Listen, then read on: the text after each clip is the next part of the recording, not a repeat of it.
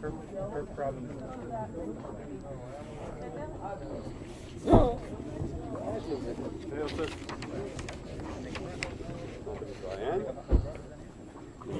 אל תכנס לנו לפריים, אנחנו עוד בתולים לאוויר, תודה. אתם כבר בלייב? נו, למה הוא לא עונה על תודה? אז לא נכנס לסאונד. כן, בלייב. אנחנו בלייב? כן. אוקיי. So, okay, you get the feedback? Moshe, we have the feedback? You can go live. Okay? Go. Take 1 minute. It's not 10 o'clock yet. That'd be official time. 1 minute to go. We'll be starting the live broadcast in just a couple of minutes.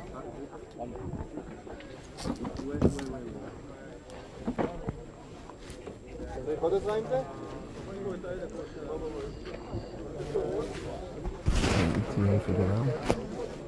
Just the roundabout. Okay, fine. Okay. So he'll be here. I'll speak first and he'll speak. I'll be over time. Okay, fine. And then after he's speaking, we'll get the kids in. Okay. Yeah, silent.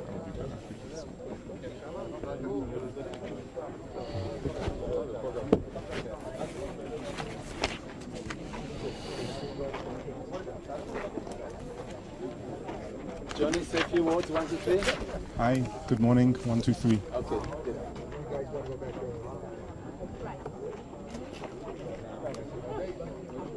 Okay, 3 seconds to go. 10 o'clock now. Good morning. Thanks for joining us for this special live broadcast for Yom HaZikaron, Memorial Day for Israel's fallen soldiers and victims of terror.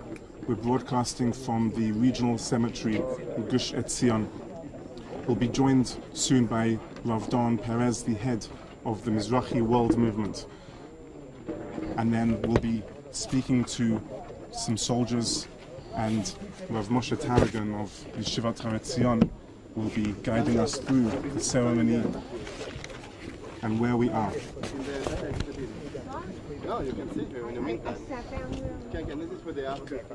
We'd like to thank everybody who's watching from Israel and around the world for this special live broadcast for Yom HaZikaron, Israel's Memorial Day for fallen soldiers and victims of terror.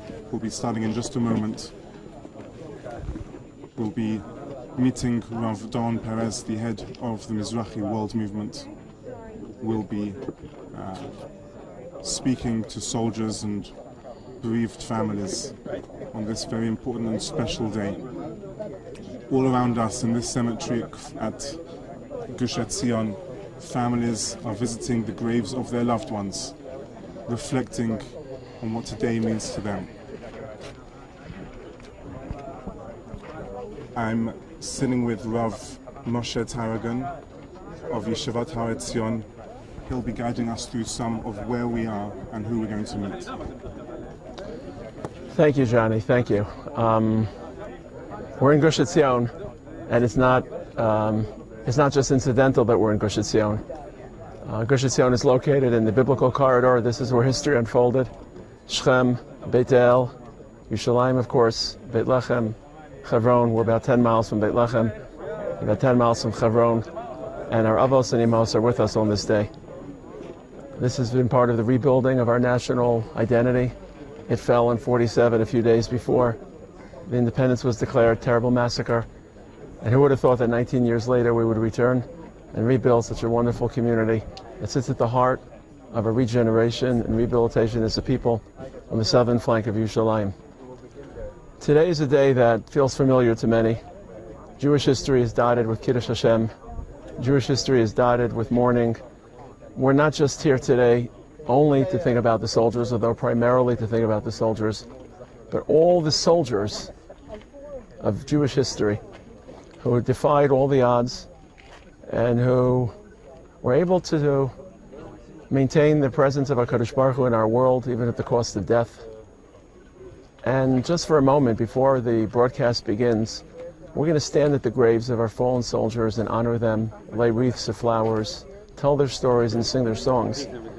But think about all the people who died throughout Jewish history who didn't have graves.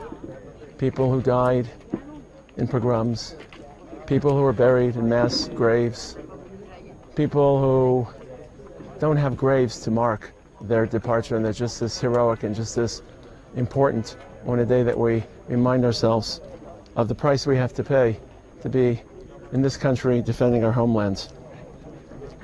But even though this feel is familiar because we've cried for thousands of years as we've defended Hashem's presence in this world, it's a little bit different today.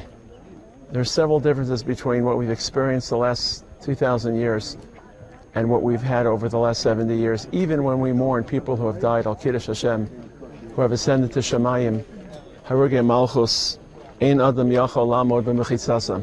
They're closer to HaKadosh Baruch Hu, people that we've heard about and learned about, and whose memory we honor today. The first difference is that Jews throughout history, they've mourned as isolated events, bereaved individuals, scattered across the globe, deadlocked and landlocked in lost historical conditions, striving to maintain their faith and their presence. But their bereavement and their mourning was in isolation or in communal settings at most, after pogroms and after inquisitions. Today, it's a national day. Millions of people, and not just millions of people regardless of religious, secular, Ashkenaz, Sephardi, we're all one today. We're all gathering, we're all united. This is like the Yom Kippur for Am Yisrael. On Yom Kippur we ask HaKadosh Baruch Hu to forgive our sins, our personal sins. Today we ask HaKadosh Baruch Hu to advance our Geula based on the merit and based on the heroism of all the people who sacrificed their lives through serving in our defense forces, security forces, and of course, people who were victims of terror. Millions of Jews have recited Shema throughout history, but reciting Shema today feels different and has to be different. The second difference is that for so many years, Jews died and were persecuted seemingly without purpose, seemingly without any impact. Of course, every time a Jew dies al Kiddush Hashem, there's great impact because Hashem's presence is reinforced in this world by human courage and human defiance, and that's what Jews do. We defy all those who rise against us. Shamu Amim Yir Gazun. They're still angry at us. They always were angry because we represent Hashem in this world, and no one likes to be challenged to higher ground. But it didn't seem at a palpable level as if there was any benefit or any advance or any change. We're still lost in shtetls and still being expelled from countries and still being chased across the globe. Today, the best way I could say it is that it's bittersweet, and that our tears are a mixture of tears of sadness and mourning, but also tears of pride, triumph, and celebration for what we've experienced over the last 70 years. And the juxtaposition of today and tomorrow punctuates the fact that it's a day of sadness, but it matters. These lives contributed to building our country, to advancing our national history and our national trajectory. And that's why today you'll see many different symbols. You'll see the classic expressions of mourning, Kel Malei Rachamim, Kadish, Ani Mamin, Tehillim. Those will feel familiar to you. Those have been recited for thousands of years. Those aren't new. But then you'll also see children from local schools singing mournful, soulful songs that are not part of our 2,000-year legacy. They're part of Eretz Yisrael. They're unique songs that capture the neshama of our country, the neshama of our people. People have been watching little movie and video clips of various soldiers who died over the last 24 hours that I encourage. And I want to take this opportunity not just to encourage you to engage, but really to thank you. Whoever's watching this broadcast, you're showing that you may not have the opportunity right now to live in Israel, and that's not an opportunity that's easily acquired or that should be taken for granted, but that you want to be here on this day. It's not just Wednesday. It's not just the middle of the week. It's a day for you to stand in awe and reverence and to try to feel and cross the distance. And if you're not in Israel with your feet, to be in Israel with your hearts and your imagination. So you'll hear these songs, and I don't know if you'll see it. I hope we'll be able to capture it on video. But at one point in the ceremony, during the siren, you'll see a formation of Israeli jet fighters flying overhead. And to me, that captures it all. Because we now have our Air Force, we have our Army, we have our soldiers. You'll see soldiers here in almost every single division. Different uniforms. Some of you may recognize the uniforms. Look carefully. The white, the green, the falafels on the shoulder, the various insignias. Try to see the soldiers. I have to say, it's hard for me to even say. Every soldier I see today, I start breaking out in tears, because what would your grandparents say if they could watch what you're watching now and see our soldiers? What would they say? So it's a day that's mixed. It's not just tears of sadness, it's tears of joy and triumph that we're back in our land, and Kadosh Baruch Hu has chosen us. Who knows why, but we're chosen. And to be chosen means we have responsibilities to advance HaKadosh Baruch Hu's initial thrust and to try to complement his redemption with our own efforts, even if it costs us as dearly as it has. And the third difference is, we said it this morning, we said Parak Mem Dalet in Tehillim, and one of the psukim in Tehillim Mem Dalet is Nechsheves Kitzon Tivcha. And that's a metaphor that captures how Jews have suffered over 2,000 years. We've been considered like sheep to the slaughter, Kitzon Letivcha, very famous phrase. For thousands of years, when we were persecuted, when we died al Kiddush Hashem, we didn't have a choice. We had nowhere to run. And if we did, it meant abandoning our entire lives. Basically, no choice. And the ultimate conditions of being trapped occurred 80 years ago, when we literally had no choice. At least in Spain, we could travel, we could flee. It wasn't much of an escape route. But 80 years ago, we were a caged animal, and we were killed just because we were being Jewish. Literally, that prophecy and that phrase was burned onto our skin. But there's a different metaphor that captures Jewish martyrdom. Not the metaphor of sheep to the slaughter, but the metaphor of a dove. In the book of Jewish history, Shir HaShirim, the Jewish people are compared to doves. Yonasi Tamasi. Hischliach Hosi Rayasi Yonasi Tamasi. Why the Jews compare to a dove? So one version says because a dove freely sticks its neck out when it comes time for shechita. Jews don't have a death wish. We're not a culture of death. We don't celebrate death. That's not our interest. But if we have to, that's our legacy. We represent Hashem in this world, and now we represent Hashem in our homeland and his backyard. And every single Israeli has a choice not to be here. We could live somewhere else, we could move, we could choose not to serve in the army, we could relinquish and buckle to people's pressure. Now, we're no longer sheep. Now, we're doves. Now, we're no longer being led involuntarily to the slaughter.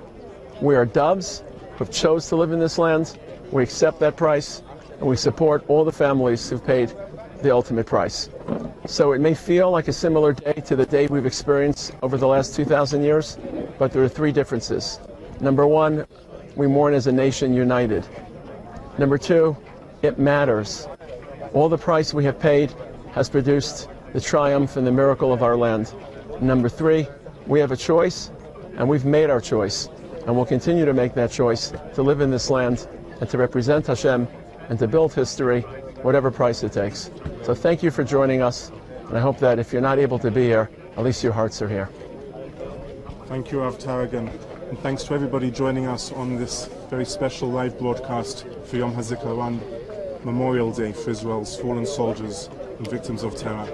We're joined now by Rav Don Perez, the head of the Mizrahi World Movement, who's leading a delegation, a mission of 100 people from around the world who've come to Israel this week to celebrate Israel's 70th birthday, but also today to mark 70 years of remembrance. I'd like to ask Rav Don Perez to share some thoughts and reflections on Yom HaZikaron. It's a privilege to be partnering our movement together with Rabbi Tarragon and Yeshivat Har Etzion, the Regional Council of Gush Etzion, for this very, very meaningful initiative of broadcasting in real and live time, what's happening in Israel in general, and Gush Etzion in particular. It was very important for us to bring our group of around 100 people from different communities around the English-speaking world to specifically be on Yom HaZikaron in Gush Etzion. We all know that many historians say the reason that Yom HaZikaron was made the day before Yom HaAtzmaut is because of the terrible, horrific and tragic fall of the Gush, the 12th and 13th of May of 1948. And as Ben Gurion said, if there is a Jerusalem today, and the West Jerusalem remained under Jewish sovereign control from 1948, it's because of the heroic defenders who literally had just been murdered and killed while the state was being declared. So it was very important for us to bring our group to be hosted by Yeshivat Har Etzion, by the regional council, to be here, for the siren and the ceremony, and then also to, not only to see the difficulty and the fall all those years ago, but the choice of life, the return to Gush Etzion, the tremendous Kol HaChaim v'Kol HaTorah, the voice of life and choosing of life, and the voice of Torah that came along with the yeshiva and with so much of the growth that has taken place in this remarkable area. And perhaps for me, just one thought to say at this time is, the narrative of the Jewish people, the plot of history, we repeat every year on Leila Seder. And what do we do in Leila Seder? We tell the story to our children of what it means to be part of the Jewish people, what the narrative and the story is all about. And our rabbis have told us the basic plot. The Mishnah says, and this is the plot of the Haggadah, Matchil begnut u'mesayem b'shvach. It starts in a difficult place. It wasn't always easy. Ovdei avodah zarah hayinu, avadim hayinu. Spiritually and physically, Jewish history often goes through, peaks and troughs, and it doesn't start in a good place, but it ends in a wonderful place with Geulah, with Yetziat Mitzrayim, and even though it may dip thereafter, it picks up. And I think, to me, the proximity and the juxtaposition of Yom HaZikaron and Yom HaAtzmaut is exactly that story, Matchil begnut, of the price, the terrible price that we've had to pay, and we hope we don't pay any further price. And then to the exhilaration immediately into Yom HaAtzmaut, and to say, you cannot tell the story of Pesach and Jewish identity without maror, matzah, and the Pesach. Those three things. Maror, bitterness, is part of the story. According to Hillel HaZaken, as we know, you have to have it all together. Haya korech, the korech, you would have to have the Pesach, matzah, maror together. Meaning, you can't tell the story of Jewish history if the taste of freedom and the taste of the matzah and the korban Pesach is not somehow, slightly, embittered by the maror. And we have to have all three of those things together. And the maror is part of the story. Thankfully, it's not the whole story. Thankfully, it doesn't define us. But boy, oh boy, does it color our experience. And that really is what Yom HaZikaron is about. It's a bitter day.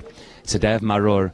It's a day that I think can only be fully appreciated if one lives in Israel, to feel a people mourning, and to feel not a people in an esoteric way, to feel every community. There'll be around 5,000 people in the Gush Etzion Regional Council, and there are hundreds, thousands and tens of thousands in every yeshuv, in every regional council, in every city, and people come together and understand what a national day of mourning is today, to connect with our families, our children, the mishpachot hashokolot, to appreciate the maror which embitters the process. But thankfully that maror, we hope and pray, just like the lettuce, the romaine lettuce, only the root of it is very bitter. Even the maror today is not so bitter. We hope and pray that the bitterness will be less and less bitter. It will slowly morph into the taste of freedom of the matzah.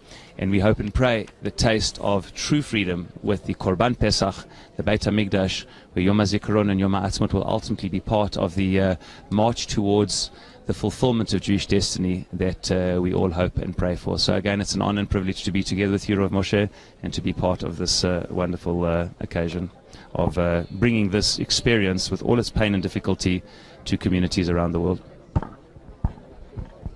Thank you very much, Rabbi Doron Perez, the head of the Mizrahi World Movement. We're broadcasting here live from the Gush Etzion Regional Cemetery, where all around us you can see families coming to pay their respects and to pause for reflection and remember their loved ones in advance of the ceremony that we're starting here at 11 o'clock. In a few moments we're going to introduce a couple of soldiers who are serving in the Israel Defense Forces, representing their communities from around the world. We have from Johannesburg in South Africa, Yishai Abrams, and we have from Australia, Nathan Seidman. And they're going to be joining us in just a couple of moments, and we'll be hearing from them.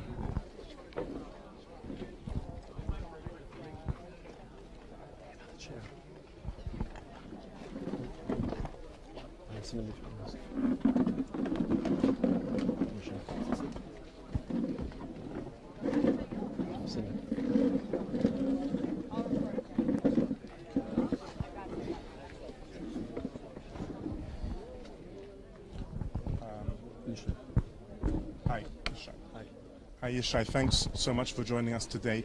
I'm sure that Yom HaZikaron is a meaningful day for you, somebody who's serving in the Israel Defense Forces. Could you tell us a little bit how you're feeling today? It's definitely a very moving and inspiring day. I served in Handasa Kravit, which is the combat engineering corps, and for me it's simply a day where we can share with our brothers and with our fellow Israelis. Simply we have to remember what it means to be a part of this beautiful country, remember what it means to be a part of Eretz Israel, and it's a solemn day. It's a day of reflection, it's a day of thinking, and those are some of the things that have been going through my mind. I mean, you grew up in South Africa, so you know how Yom HaZikaron is marked there each year. How is it different here? How is it different to be in Israel on Yom HaZikaron? I'm going to mention something that I learned in the Gush. I still learn in the Gush. And we always get told a wonderful saying of Rav Aaron Lichtenstein. And that is, when you're living in Chutz La'aretz, you live on the sidelines. But when you come to Eretz Israel, you play in the game. And you're really a part of what is happening over here in Eretz Israel. And yes, in Chutz La'aretz, the memorial ceremonies are very moving and very inspiring, and you can always feel something lacking. And you'll look around at those ceremonies and you'll see often the Israelis that are there, and they're the ones who are singing Hatikva the loudest, because they know that they're missing out on that real Israeli connection. And over here, you don't have to shout Hatikva that loudly when you sing on Yom HaZikaron, because you can just feel it on the inside, and you can feel that really special connection to Am Yisrael and to Eretz Yisrael, where it happens and where it's supposed to be. I want to say a few words. My name. Is there something that you'll be doing today to mark Yom HaZikaron on a personal level? It's a good question. I think Dafka, this cemetery, for me as maybe a small personal connection, in that I've never really been to a military funeral, but a while ago there was a soldier who was killed in a car accident in Amon Netziv, not a car accident, in a terrorist attack in Amon Netziv, and he's buried over here. He's from Alon Shut. I never knew him personally, but I came to his funeral and I stood in this very courtyard at his funeral, and to come back here on Yom HaZikaron and to remember that moment, and to remember what he stood for, to remember what he fought for. He was a volunteer in the army. He didn't have to be in the army. I think that's really inspiring and very moving for today. Yeah. Thank you. Thanks very much for joining us. And now we're joined by Nathan Seidman from Australia. You're also serving in the Israeli army. Why don't you share some thoughts with us about how you're feeling today on Yom HaZikaron? So I was actually released from the army a few months ago. I served in the unit for missing soldiers, which have their own Remembrance Day on the 7th of Adar. But Yom HaZikaron is a very meaningful day for me. I remember just before I went into the army, a week before I was in Poland, and I was standing in Auschwitz over a different type of cemetery for the Jewish people. And a week later, I was in one of our investigations for a soldier that died in 1948, and we didn't know where he was buried, and we were looking for him. And that juxtaposition between dying Al Kiddush Hashem pre-1948 and dying Al Kiddush Hashem after 1948 is something that I don't think we can even make a comparison between. To be here on our own terms, and then as a result for a person from Australia to also be here on his own terms is something that is meaningful for me. And I thank God live in Gush Etzion now, I learn in Yeshivat Har Etzion, and to have the ability to be able to live on our own terms in Eretz Yisrael, Al Pi Torat Yisrael, is something that is very meaningful for me. Rabbi Don Perez earlier spoke about the juxtaposition of Yom HaZikaron with Yom HaAtzmaut. How do you feel about the transition from a day of sadness straight into a day of immense happiness? Look, I think we need it. In other words, it's impossible to, from a psychological and from a religious perspective, you can't live the whole year in Yom HaZikaron. We say in Tefillah, we ask Hashem for all the bakashot in the Shemona Esrei, and straight afterwards we thank Him. Right? Seemingly the thanks should come beforehand, it would be logical, but I think that the thanks coming after our requests and our desires for seeing what we don't have in life is something that's natural for the human condition, but it's also important from a religious perspective to know where we are now and to be able to move forward with that despair and sadness. Soldiers, when they serve in the army, and we're thinking about not just the fallen ones, but our entire defense forces, it's challenging, psychologically, physically. It's not easy. It's easier on paper. There's a special fondness we have for lone soldiers who serve without their families to be there for support. What's it like being a lone soldier? Who supported you? How did you create that infrastructure that allowed you to be such a successful soldier and not just speak on behalf of yourself as well as others? What does it feel like to be a lone soldier? So I think that the term lone soldier is ironic in and of itself, because you're the furthest thing from alone in this place. Kahal Yisrael is defined by being in Eretz Yisrael, and you feel like a family here. You might not have your biological family, but there's definitely a spiritual and religious family that exists in this place. And thank God there are many organizations that help, and I personally had the schus to be part of the Chaylim Bodedim program within Yeshivat Har Etzion, and I definitely would never have been able to get through my year and a half in the army without the support of the yeshiva, and I thank the yeshiva for that. What was it like being religious in the army? That's also a challenge a lot of people face. Serving side by side, such close quarters with people who aren't religious, sometimes have antipathy towards religion. What did it feel like? Were you able to be Mekadesh Shem Shemayim? We're not just mourning the people of Mekadesh Shem Shemayim through their death, but also those who Mekadesh Shem Shemayim in their lives. Right, so it's definitely difficult. I didn't serve in a religious unit in the army. There was only one other religious guy, a Yemenite fellow from Rosh Ayin, who was with me in the army. But apart from that, there was no other religious people. And it would be, I would be lying to say that it wasn't a difficult experience, that it wasn't a challenge. There weren't issues that were faced. But I think on the whole, it was an opportunity to be able to prove my years in yeshiva, that I had the benefit to learn before the army. I had the opportunity to be able to prove to myself what I was able to do. But there are times where it's difficult, and there's times where you find yourself being influenced in ways that you didn't think that you could be influenced.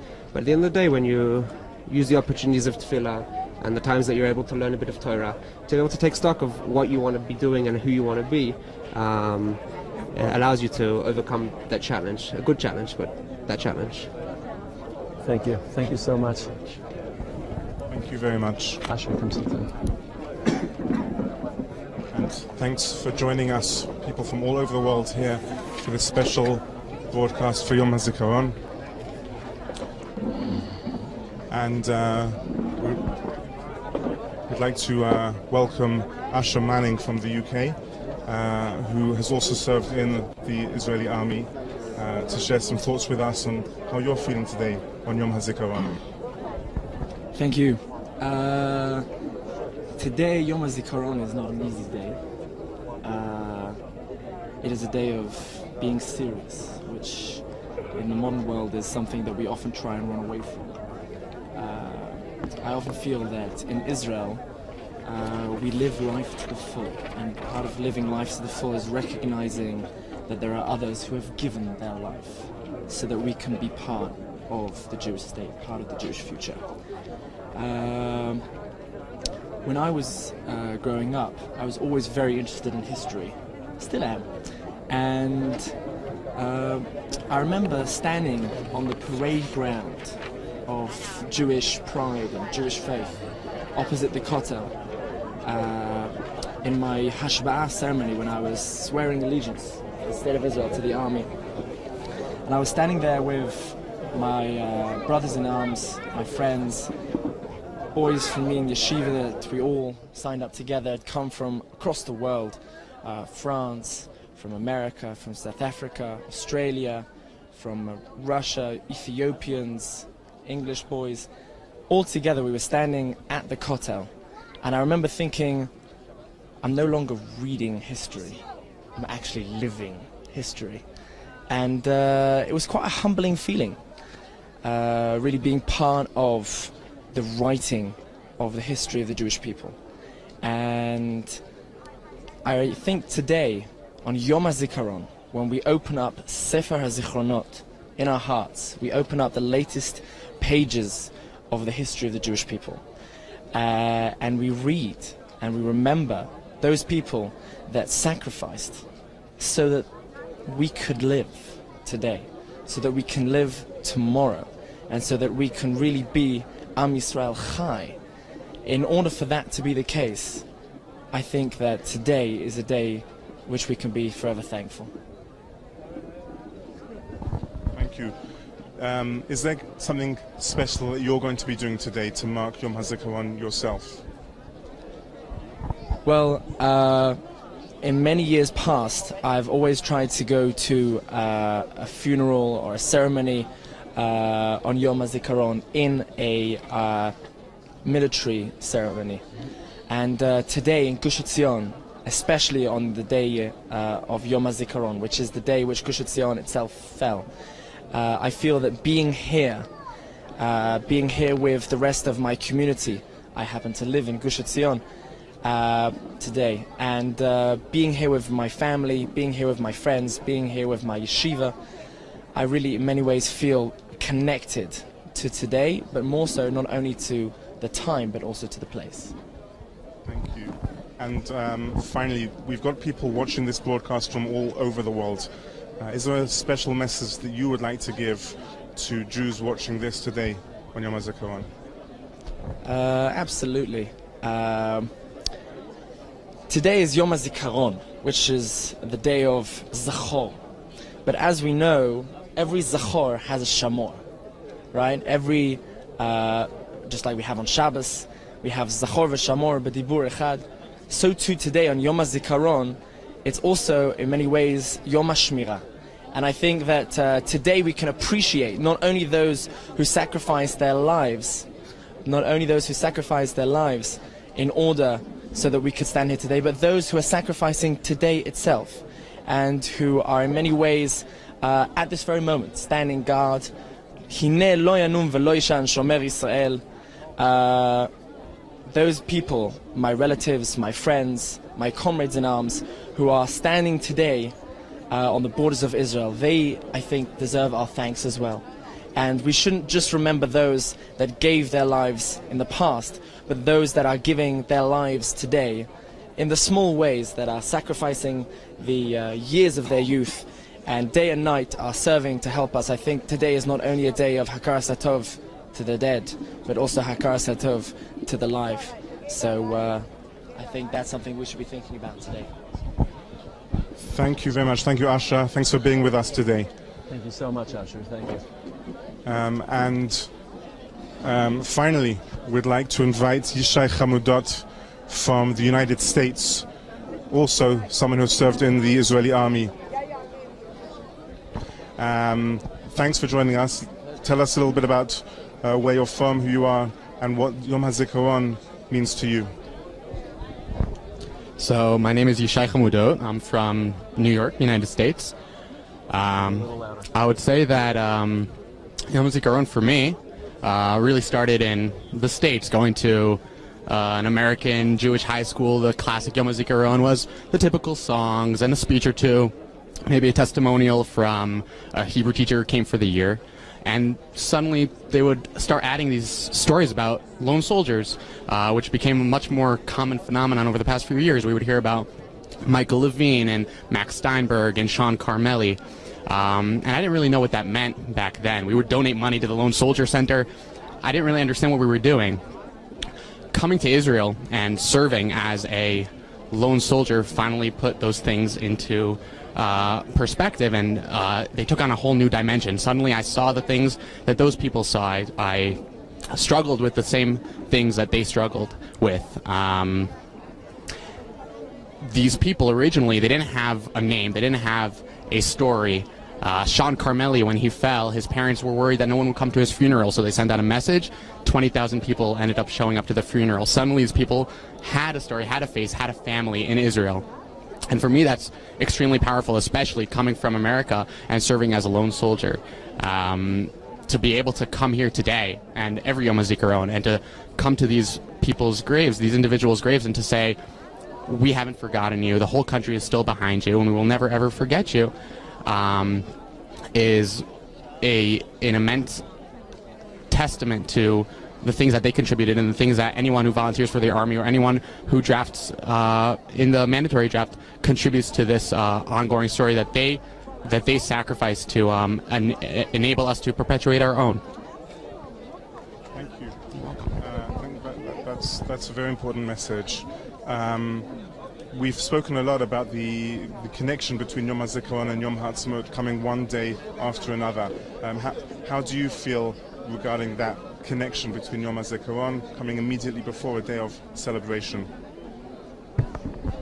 So I think, as many people have said before me, every year this is said, that you can't have the celebration, you can't have the independence without the sacrifice. And I think this is absolutely true.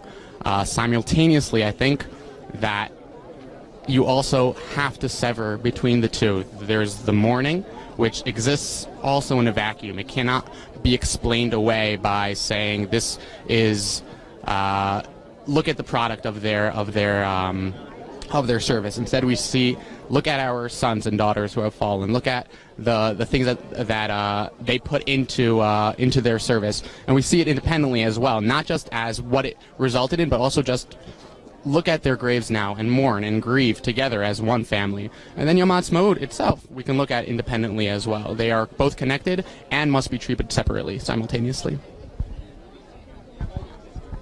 So this is a broadcast jointly sponsored by World Mizrahi, by the Moatza of Gush Etzion, and by Yeshivat Har Etzion, the Gush. And we're here celebrating, and today there's really no difference whether you're religious or non-religious, as I mentioned before. But what does it feel like to be a religious soldier in the Army, coming into contact with people who may not appreciate it? Was it a challenge? Was it an opportunity? What did it feel like? I personally served in Machleket Beinish, so I was with only Bnei Yeshiva. But those particular Bnei Yeshiva were not from my yeshiva. I went to Gush, and these people were from other types of yeshivot, other ideologies, I'd rather not say, other ideologies, and we didn't always get along. We didn't always agree about how to solve our particular problem, when to daven in the morning, whether we should daven in the morning. It was often very complicated and sometimes a jarring difference between us, not to mention all the chilonim in my pluga, and often I felt that the chilonim had more respect for my ideology and my practice than the datiim, because there was less friction and more understanding, respect, curiosity, to be able to serve in a pluga with a majority of chilonim, but also in a machlaka of datiim. It was an immense opportunity to do what I considered a kiddush Hashem, to perform what I believed in strongly, halachically, also from an ideological standpoint, both before the datiim and before the chilunim as well. And I think we as a machlaka, but also I as an individual, made a certain impact on the pluga in that way, and we ended up being a machlaka dati that was known throughout the Gedu, that people could rely on us for the fact that we were committed Jews and committed soldiers at once. Thank you so much, Yishai. Thank you. Asher spoke before about writing the final chapters of Jewish history, I want to tell a story. A couple of years ago, when the recent wave of violence, the stabbing attacks, began, so two of the first victims were the children of Chana Henkin, a well-known educator from the women's yeshiva of Nishmat. So I went to visit her and to pay nichum avelin to her. And as I was sitting in her cramped, crowded living room, a group of seminary girls walked in with their teacher. And obviously it was a bit of an awkward moment. The girls had no reason to know Chana Henkin. She didn't know them. So she began the conversation by asking the girls, how many books are there in Tanakh? So one of the girls, of course, said there are 24 books. So Chana Henkin corrected them and said, girls, there are 25 books. We're writing a new book of Tanakh, and that book describes the return of the Jewish people to their homeland. And that book describes the gathering of exiles from across the globe.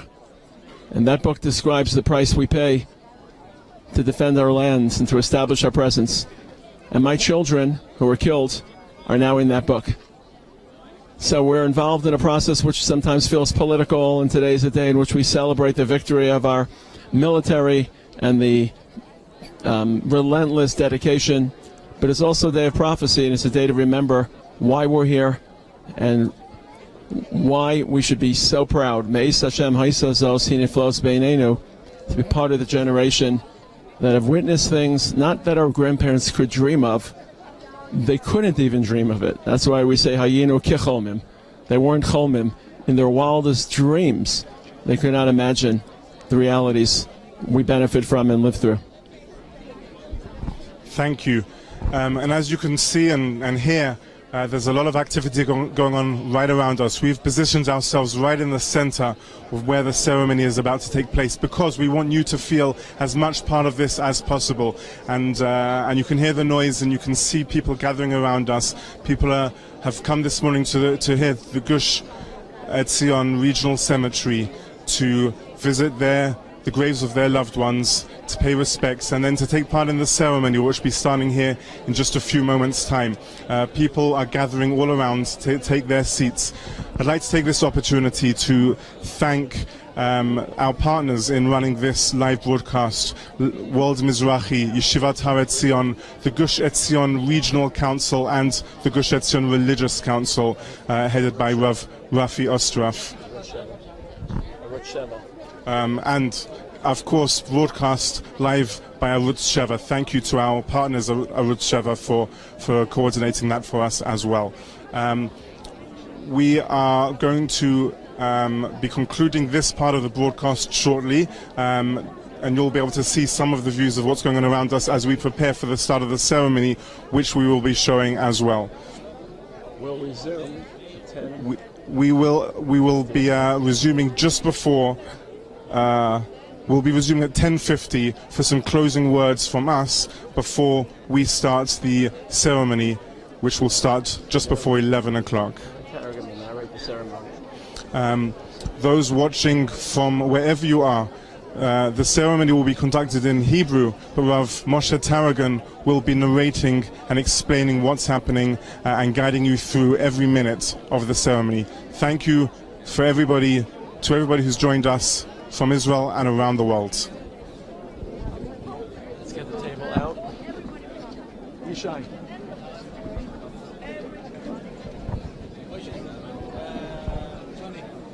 Move the table and the chairs out, please. Thanks, guys. Move it in Chicago. That's unbelievable.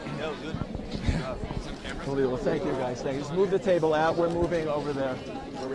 No, we just need to relocate. Just fold the table and move it out. No, just turn the chairs into chairs. Then from where? Around. Yeah. Just go. Because this is a fantastic spot if you want to join. Sorry. Just take it. It's fine. אז אנחנו עוברים לשמה, אתה צריך עזרה? כן, תיקח את... Guys, help him with the stuff, הנה, יעזרו לך בחומלה.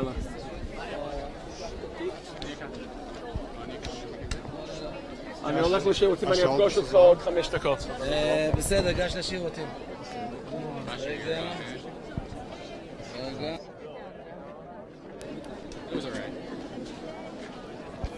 I honestly think this is a great spot for you, but you're not going to get a greater spot than this. Everyone's sitting down. You know what? Let's take it. כי אתה יודע, הטקס למעלה. You want me to take that? You got it?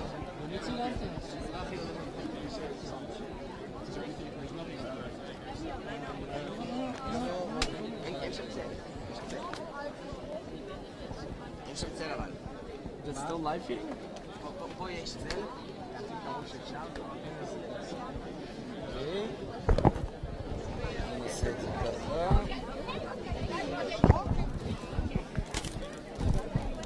זה נקשור אותו פה, שיהיה כמה שיותר גבוה, אז ניתן לנו יותר. תודה רבה. כן, כן. לכן אנחנו נעמוד כאן ונשדר מפה. זה. Good morning, good evening everybody. We are on live broadcast in Arut Sheva. So in a few minutes the ceremony will continue and you will be able to share with us your feeling, your thoughts, your prayers for Israel.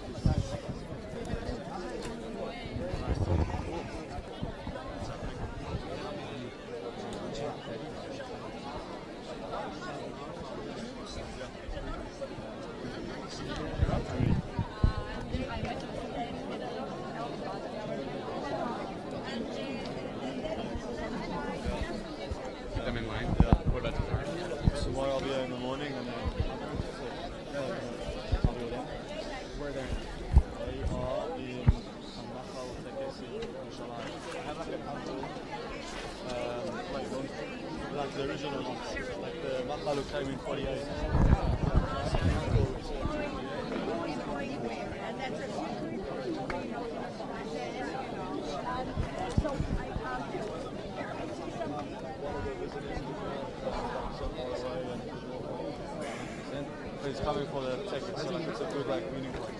And I'll meet like a grandma next week. Whatever, his whole family and all my mom's cousins. So,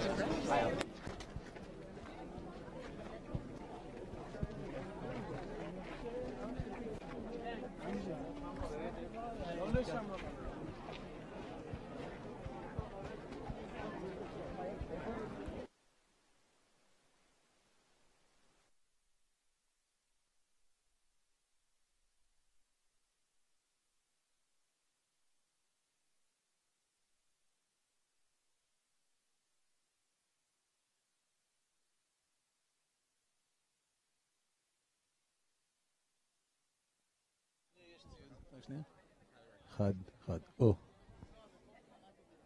טסטינג, 1, 2, 3. או, אחד, אחד. אחד, אחד.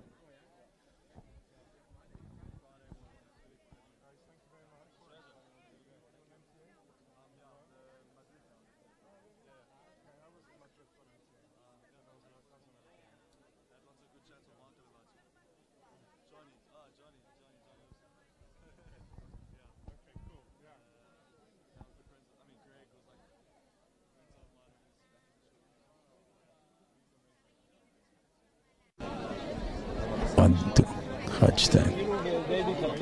אחד, שתיים.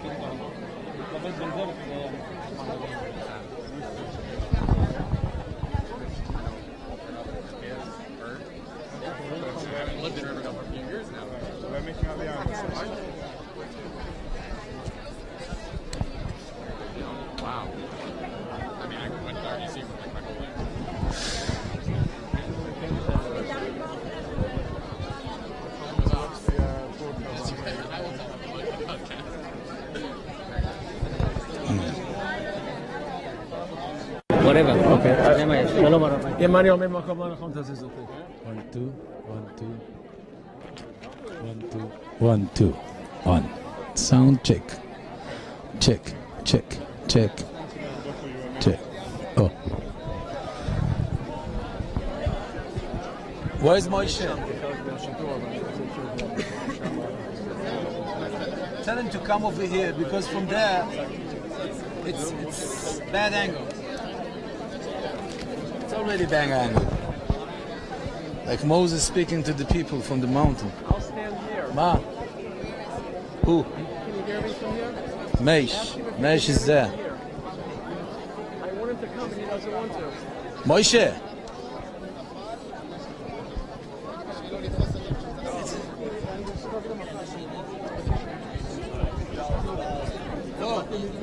ג'וני, בוא קח את התיק, נזוז.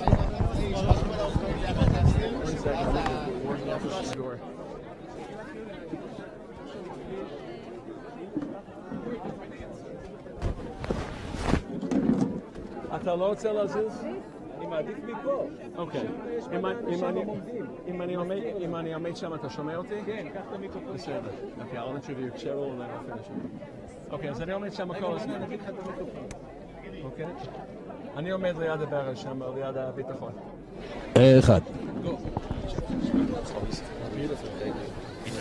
No, Cheryl.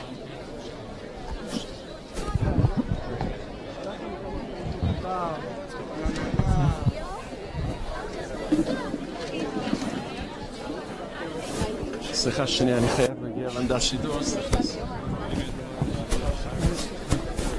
Cheryl? Cheryl? Cheryl? Cheryl, come. Okay, we're standing now with Cheryl Mandel. Cheryl's going to tell us a little bit about her son, Daniel, Zecher Tzadik Levracha.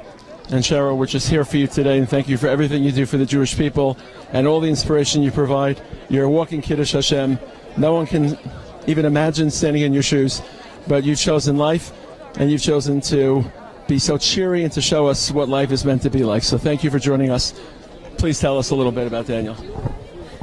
Daniel is a middle child of 4, born in Toronto, came on Aliyah at the age of 8. And he was a soldier in the Palsar Nachal. He was a soldier in the Palsar Nachal, and he was in his 5th year in the army. And he went into Nablus with his soldiers in order to arrest 3 wanted terrorists. And unfortunately, he was hit with 1 bullet under his bulletproof vest. Daniel was a gifted musician. He was full of life and simcha. He was a wonderful son and an amazing officer. I'm not sure. What Daniel, I think the sentence that maybe personifies Daniel is that a life not worth dying for is a life not worth living. And for Daniel, his life was worth living. He was proud of what he did. He was proud of what he was doing.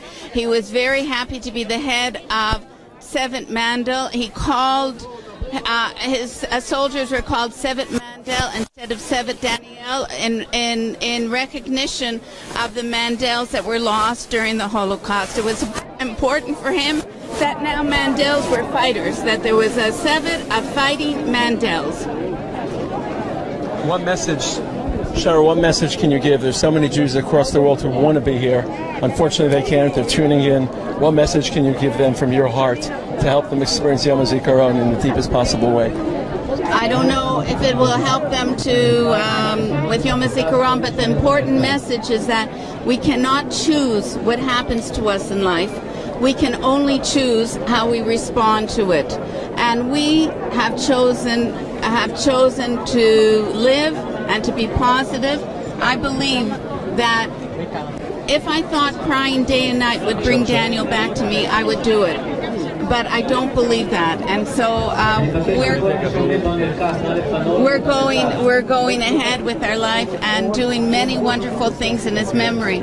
There are at least 18 little boys and girls that are called after Daniel, and we're very honored. Minister from the government. We're going to have to move to let him go through. Okay. Thank you, Cheryl. We're going to continue this broadcast. That was beautiful, Cheryl. We're going to continue the broadcast live with English translation. Thank you.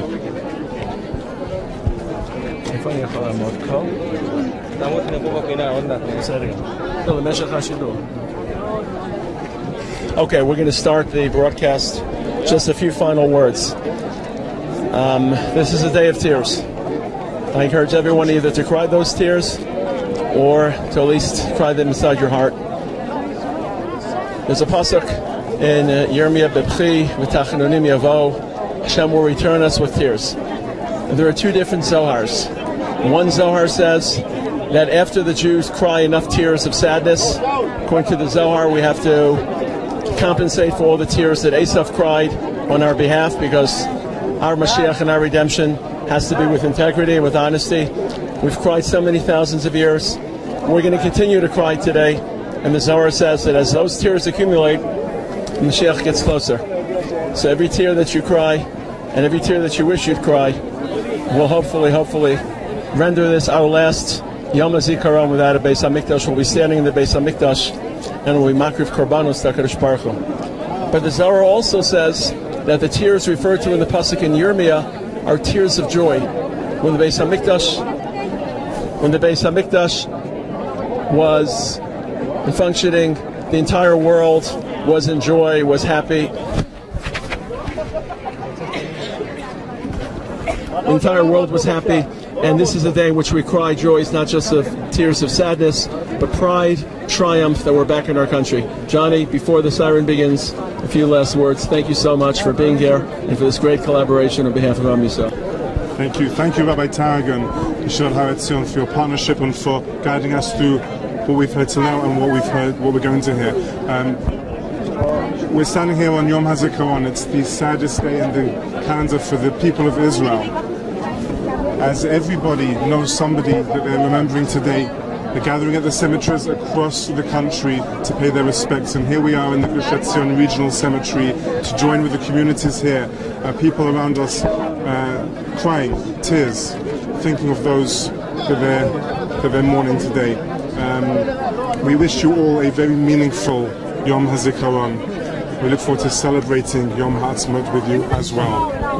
Just a few moments, we'll be starting the ceremony, which will commence with the siren at 11 o'clock, where we'll stand for 2 minutes and reflect. Rav Tarragon will guide us through what's happening throughout the ceremony. He'll be narrating and commentating, so that everybody watching from wherever you're watching will be able to see and understand and feel part of what's happening.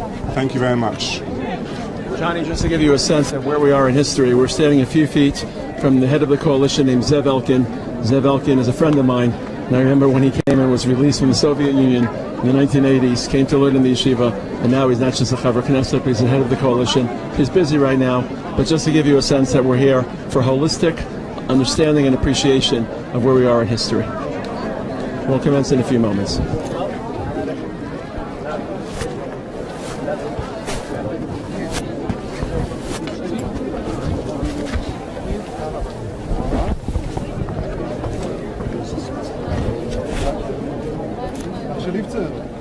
Someone praying you, right? Someone praying you. There's a transmission across the world. Hold this for a second. Let's just hold the bag.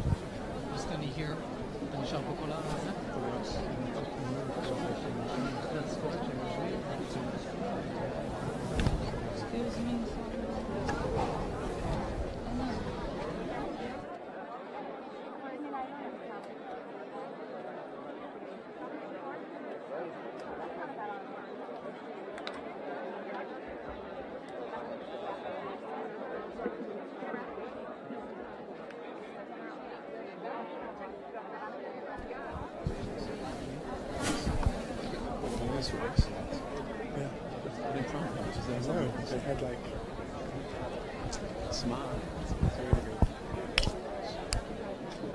Estero was too occupied. I wanted to come back to this question. I was stalling.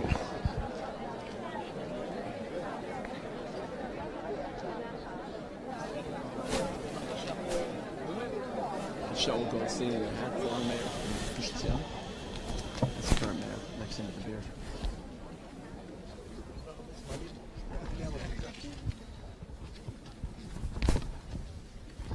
We're about a minute away from the siren.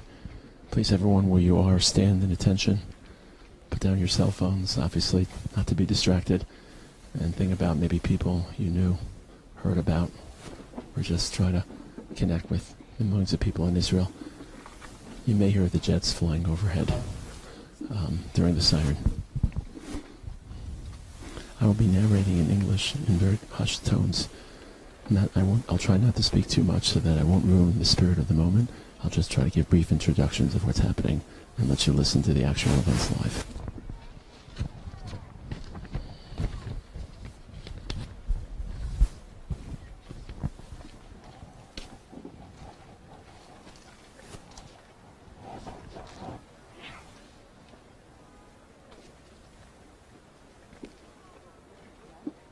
המשדר יעבור לדום. משדר דום.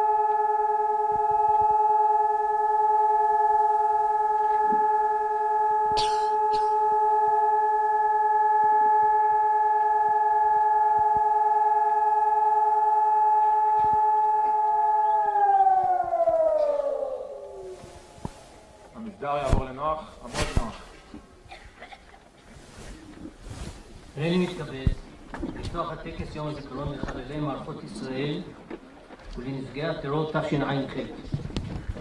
אני מתכבד להזמין את מר שלמה נעמד, יושב ראש המועצה האזורית גוש עציון, להדליק את משואת הזיכרון יחד עם עליזה ששון. עליזה היא אמו של צחי בן עובדיה ששון, שנרצח על קידוש השם בכביש המנהרות בדרכו לראש צורים, לביתו ולמשפחתו, אוסי, לתמיר ולאיתן, בי"ט בשבט תשס"א. The ceremony is going to begin with Shlomo Naaman, the mayor of the Gush Etzion region, who's going to light the symbolic torch. He's lighting it with Eliza Sasson and her grandson Eitan.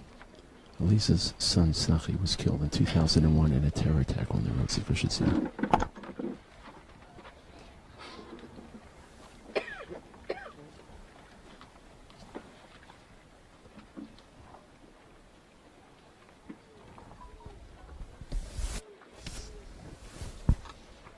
הריני מתכבד להזמין את אלוף משנה שרון אסמן, מפקד חטיבת עציון, להניח את זר צבא הגנה לישראל.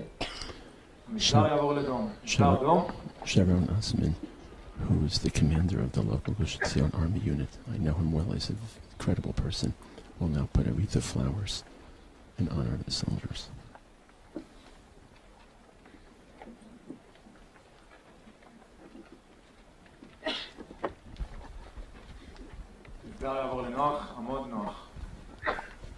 השנה אנו מקבלים בברכה את חברי המזרחי העולמי מכל רחבי העולם שנוכחים איתנו בטקס בגוש עציון ואת ראש החטיבה להתיישבות בהסתדרות הציונית העולמית מר גאל גרינבלד. This year we welcome members of the Mizrahi from all over the world who are participating with us in the ceremony in Gush Etzion and the chairman of Rural Growth and Development Department of the World Zionist Organization, Mr. Gael Greenberg. טלי ליצור, תלמידת כיתה ט' באולפנת נווה חנה, אור תורה סטון, תקרא את פרק קכ"ה בתהילים. Hymn 125, Kufchafei, will be read by Tal Elitzor, a 9th grade student. שיר המעלות. הבוטחים באדוני, כי הר ציון לא ימות, לעולם ישב. ירושלים ערים סביב לה, ואדוני סביב לעמו, מעתה ועד עולם.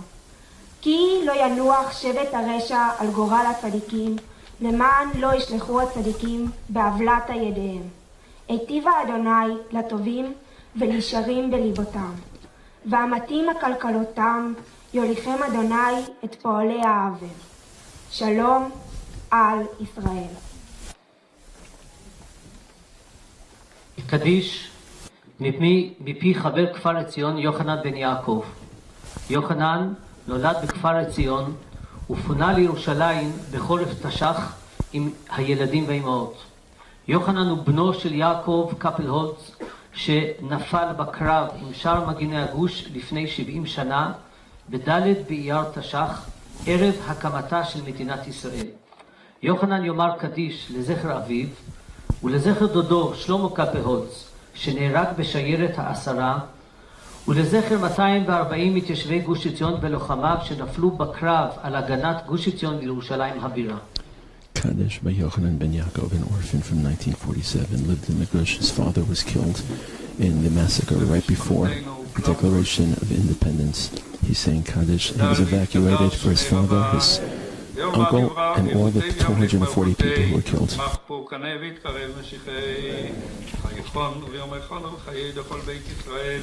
בעגלה ובזמן קריב אמרו אמן. אין יהי שמי רבה מברך. שמי רבה מבורך לעולם עולמי עולמיה. ברך להשתבח להתפאר ויתרומם ויתנשא. יתהדר ויתעלה ויתעלה על שמי לקודשה בריחו. תהילה מכל ברכתה ושירתה ושבחתה ונחמתה. לאמירן בעלמה ואמרו אמן. יהי שלמה רבה מן שמיה. וחיים עלינו ועל כל ישראל ואמרו אמן. עושה שלום בדרומיו והוא יעשה שלום עלינו ועל כל ישראל ואמרו אמן. אמן. אל מלא רחמים מפי ג'רמי קורניץ. המסדר יעבור לדום. מסדר דום.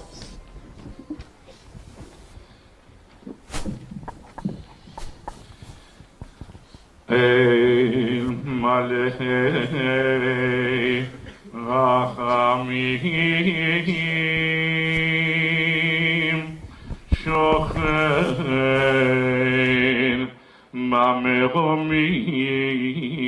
במרומים המצא מנוחה נכונה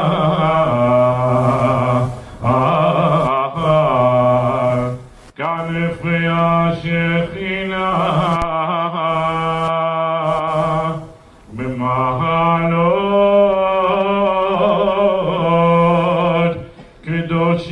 חיים טהורים וגיבורים כזוהר הרקיע מאירים ומסעירים לנשמות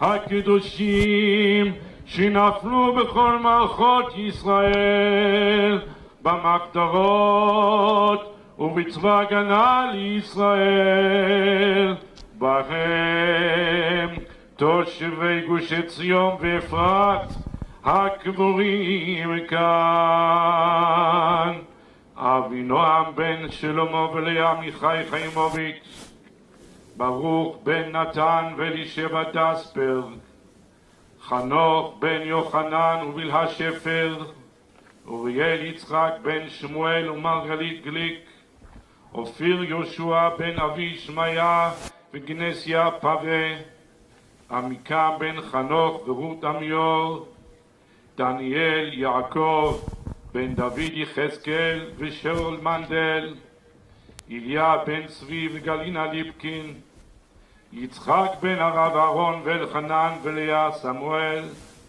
דניאל נתן שלמה בן רוז רשקה וירון משה קלמן מנשה בן חיים וחנה בן חיים אליאב בן דוד ושרה גלמן ארז בן אורי שרגא אורבך וקרן צדוק אורבך גלעד עמיחי בן דניאל מיכאל ויעל גולדשטיין ולנשמות כל הנופלים על הגנת גוש עציון בירושלים במלחמת השחרור ולנשמות הקדושים שנהרגו בפעולות טרור בהם תושבי גוש עציון ואפרת הקבורים כאן מרדכי בן יצחק וסופיה ליפקין יצחק בן דוב ושרון בתיה ויינשטוק אפרת בן הרב אורי ויהודית אונגר לבית דספרג ירון אברהם בן מאיר ויהודית אונגר שמואל בן יחזקאל אהרון ודורין גיליס יעקב בן סט ושרי מנדל אסתר בת ציון ורוזמרי אלבן אברהם בן מלך ופי גפיש אהרון בן חיים ולסלינה גורוב דבורה בת דוב ודינה פרידמן ארז בן מרדכי וחמלה לבנון אברהם דוד בן נפתלי ורבקה מוזס שלמה בן חיים ורביטל נתיב שרה בת שמואל זנביל ורבקה פרימת פלנשטיין יעקב בן יהודה ומלכדון שמסרו נפשם על קדושת השם ושנפלו על הגנת העם והארץ בעבור שאנו מתפללים לעילוי נשמתם בגן עדן תהא מנוחתם בעל הרחמים יסתירם בצאתר כנפיו לעולמים ויצרור בצרוח חיים את נשמתם אדוני הוא נחלתם וינוחו בשלום המשכבם ותעמוד לנו לכל ישראל זכותם ויעמדו לגורלם לקץ הימין ונאמר אמן.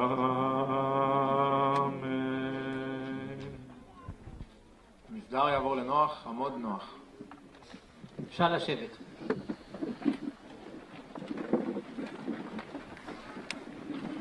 תלמידי ישיבת מקור חיים השירו את השיר על אלה אני Khayim is a local high school. It was the high school of the 3 boys who were kidnapped in 2014.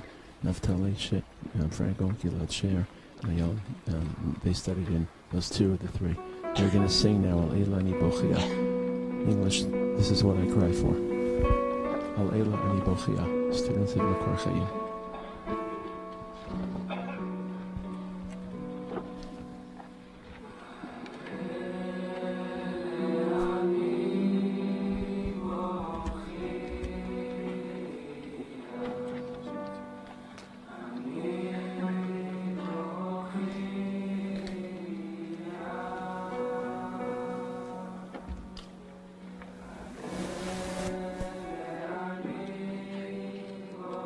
Okay.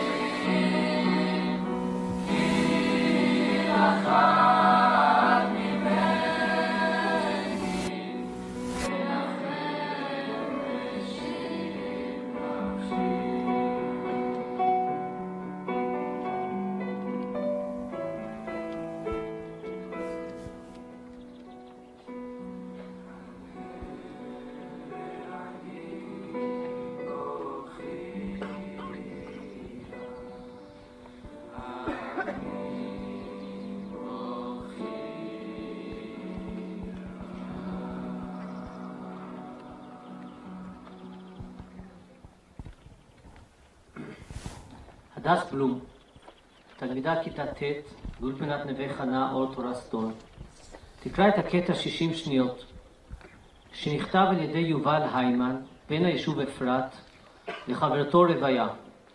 יובל, לוחם בחטיבת הצנחנים, נפל במבצע צוק איתן, בהיותו צוער בקורס קצינים, בכ"ג בתמוז תשע"ד.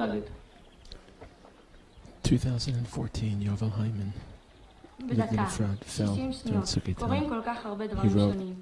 ב-60 שניות חיים שלמים יכולים להשתנות. בדקה נולדים אנשים רבים. ב-60 שניות רבים את העולם עוזבים. בדקה אפשר להפוך ממיואש לבעל תקווה. ב-60 שניות מסתם אחד לבעל אהבה. בדקה עוברות בעולם שמחה, כאב, קנאה ותמימות. ב-60 שניות יכולים לגרום לך למות. בדקה חושבים שמאלניים, ימניים, מרכז ושסניקים. ב-60 שניות מערערים דתיים, חילוניים, מסורתיים וחרדניקים. בדקה, 60 שניות, קוראים כל כך הרבה דברים. אך ישנה בארץ דקה. 60 שניות בהם כולם מאחדים דעות. דקה בה כולם מרגישים, חושבים ומזדהים עם אותו דבר. דקה בה כולם עומדים דום ולא ממהרים לשום מקום. דקה בה אין בעולם מחלוקות וכולנו כעם ישראל מאוחד ואחד. 60 שניות בהם אנו נותנים את כל כולנו לטובת זיכרון הנופלים שבזכותם אנחנו פה. בעת הישמע צפירה, הלוואי והדקה הזאת הייתה יותר מדקה.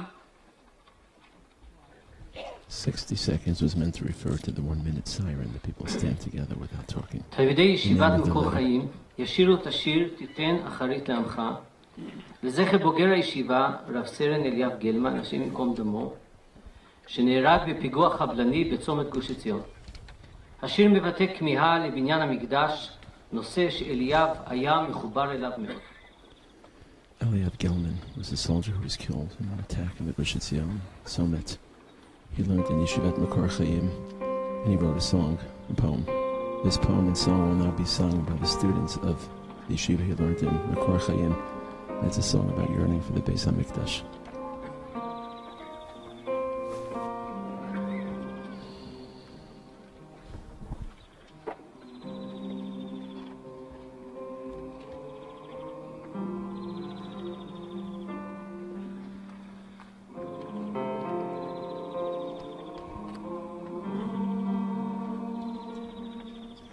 I'm sorry, it's not a song that he wrote. It's a song in his memory. The name of the song is Titein Acharit L'Amcha, about the yearning for the Beit HaMikdash.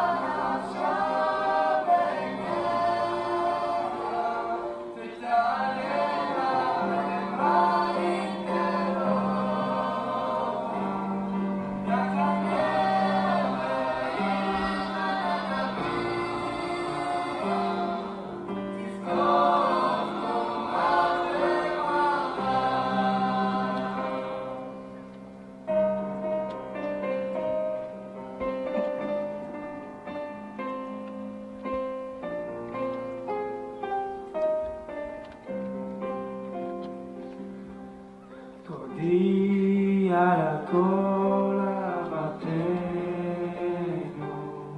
תהלך בקרב מחנותינו, תדרוש גאולה לגלותנו,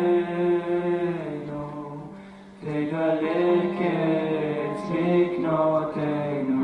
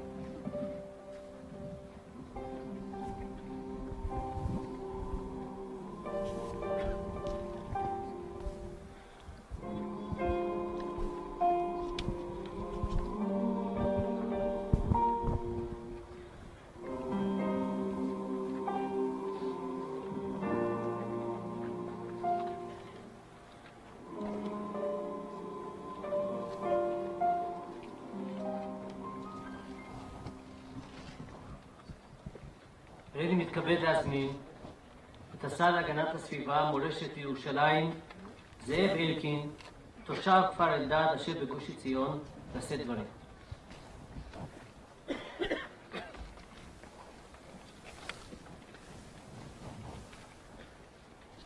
שכניי וחבריי, זאב אלקין, כל שנה מתכנסים כאן ביום הזיכרון תושבי גוש עציון וישראלים ויהודים מכל העולם לציון של היום הזה, יום הזיכרון כאן בבית הקברות בכפר עציון.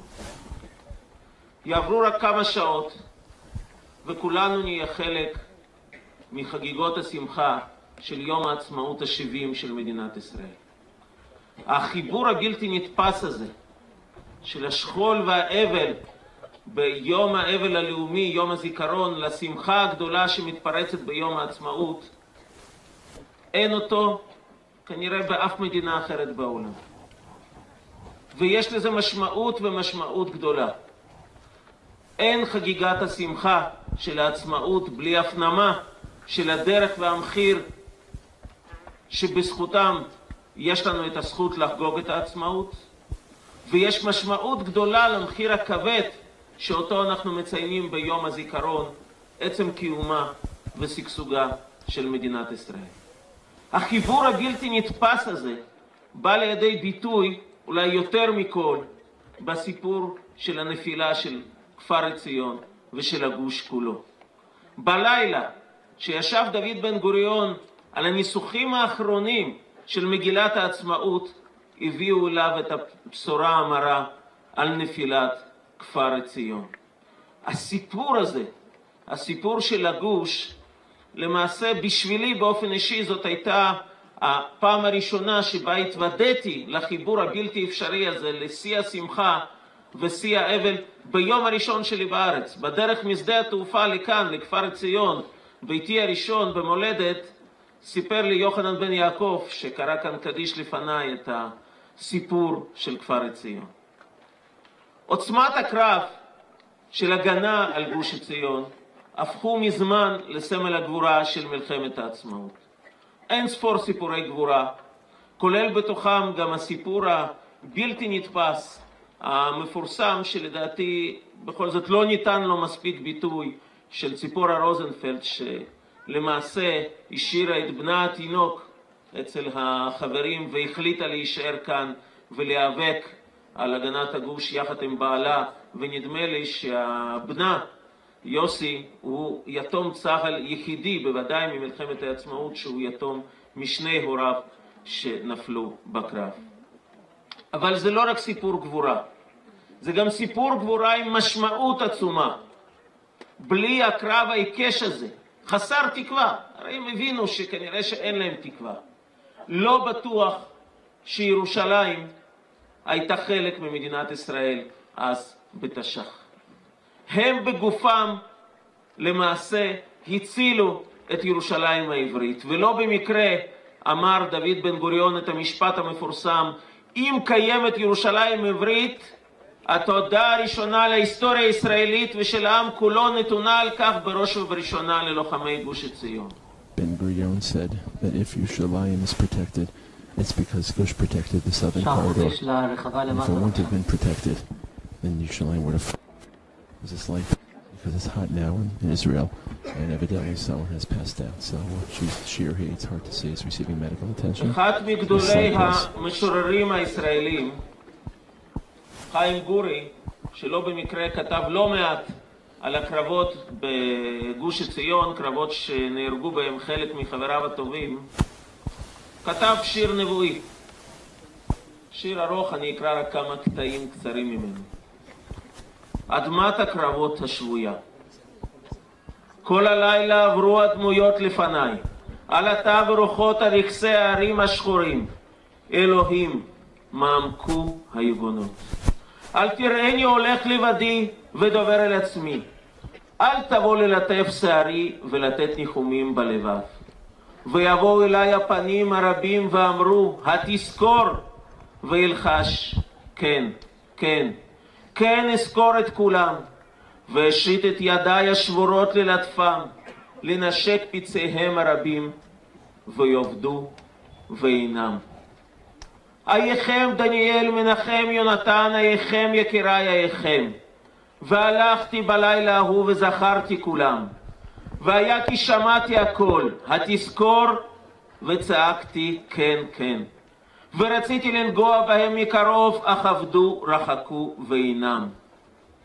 ואת דבר החורבן אספר, איש איננו כעת, לא חייל, לא אישה, רק הרוח נושאת הענן מהלכת מעל לטרישה. ויקם אחד אלמוני ופניו כברון, ושמאלו הרובה הריקן, וימינו רימנו האחרון, וילחש, לו נמות, אך העיר תישאר על תהילה. לו ניפול, הבירה לא תיפול לעולם. ויקרב את פניו אל אדמת הסלעים, ושלב הנצרה ונקרא לקראים. אז שמעתי הבכי, נורא מכל בכי בעולם, בכי אדמת הקרבות, ותכונן במספר אחרון, וגופי מרוקן מחיי, ותקרא, אל תתשני ילדי, אל תיטוש את אמך לזרים, ויזק מה אוכל לעשות לחמי, ותקרא, אל תתשני היום לנוכרים. ואומר, דניאל בנשבעתי הלילה הזה, ושפתי רעדו בדברי. ויאמר דניאל, טוב המשך, כי שומע אני יקירי, ואומר, יום יבוא ונקום, נחזור, נשוב להרים. ויאמר דניאל, זה יהיה יום יפה שתראו אתם החיים, ואומר, לא ניטוש את אשר דם רפתה, לא ניטוש דניאל. ויאמר, יום גדול יהיה, נתראה אז פנים מול התל. וילך וילך, ארץ עמק והר מוארה, אור חוגג וצוהל, וראינו באים עיניהם לוהטות דניאל. הם קוראים בשמכם, וחרבם נכונה ולתושה, והרוח עובר מפסגה אל פסגה, מקורשה אל קורשה, ועימה כל העם הקרב, מזקן עד קטן. עוד נשוב דניאל, עוד נשוב מנחם, עוד נשוב אחי יונתן. ב-1949 נכתבו השורות האלה, בטקס הלוויה לעצמות של לוחמי כפר עציון. הנבואה הזאת התממשה. חזרנו לכאן אחרי מלחמת ששת הימים. אבל החזרה הזאת והשמחה של החזרה הביאו איתם עוד פעם גם את השכול ואת המחיר הכבד. הקריאו כאן רשימת השמות בתוך מראה רחמים. כל שם סכין בלב. אתה רואה את הפנים. אחד למד איתך בישיבה אצל חלק ממורינו שנמצאים כאן בקהל. אחר למד איתך באוניברסיטה ונתן לך טרם בדרך לשם כל יום. שלישי הוא זה בן של שכנים שאתה זוכר אותה עוד קטן, עוד לפני שהתגייס לצבא בסעודות שבת אצלם או אצלנו. מחיר כבד שילמנו על זה שחזרנו לכאן. אבל המחיר הזה הוא ערובה לכך אנחנו מכאן, מהאדמה הזאת, מהסלעים האלה, לא נזוז יותר. גוש עציון העברי יישאר לעולמי עד, כמו שמדינת ישראל תתקיים בזכות המחיר הזה ששילם עמנו לעולמי עד. אני מאמין. אני מאמין. The entire group will sing together.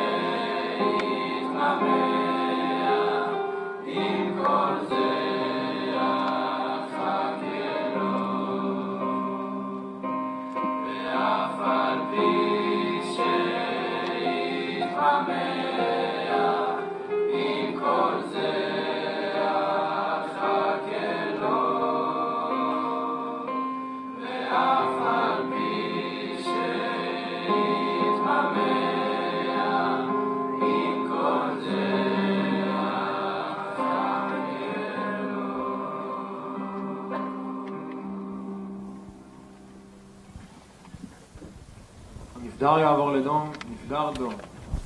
And they'll sing Hatikva and close the ceremony.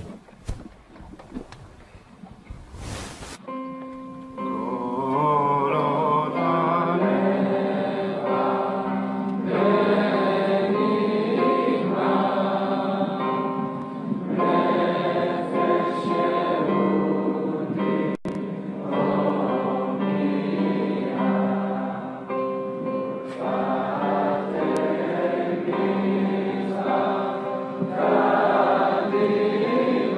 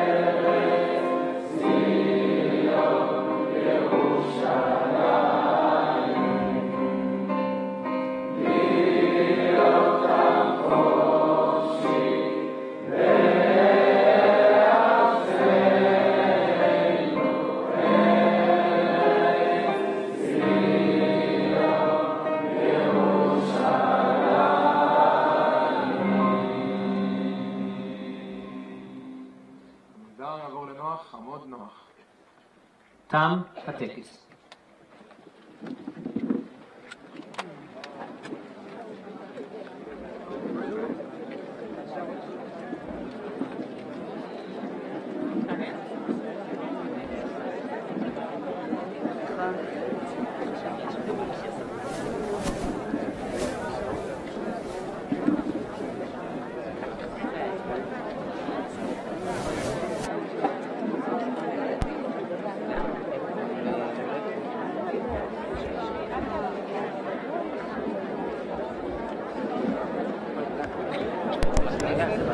Commander of Mesmar, Acțion. He's the person who ultimately is responsible for protecting everyone here in the Gush. Okay, I'm going to say a few words.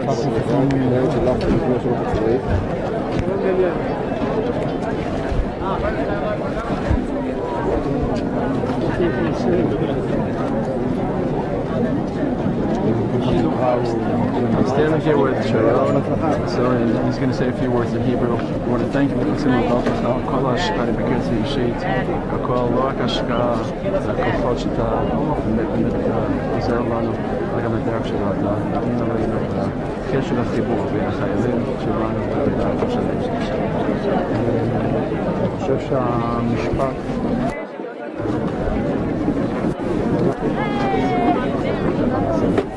אני חושב שהמשפט מסמל את המקום שבו אנחנו עומדים, כמו גם את היום הקשה הזה, וההמשך יהיה גם שמח ביותר, יותר מכל, הוא המשפט שאמר מוש, מי שהיה מפקד גוש עציון ב-1948, בקרבות הקשים שהיו כאן, שהובילו מחד לנפילת הגוש, אבל מצד שני לניצחון, למלחמה ולירושלים.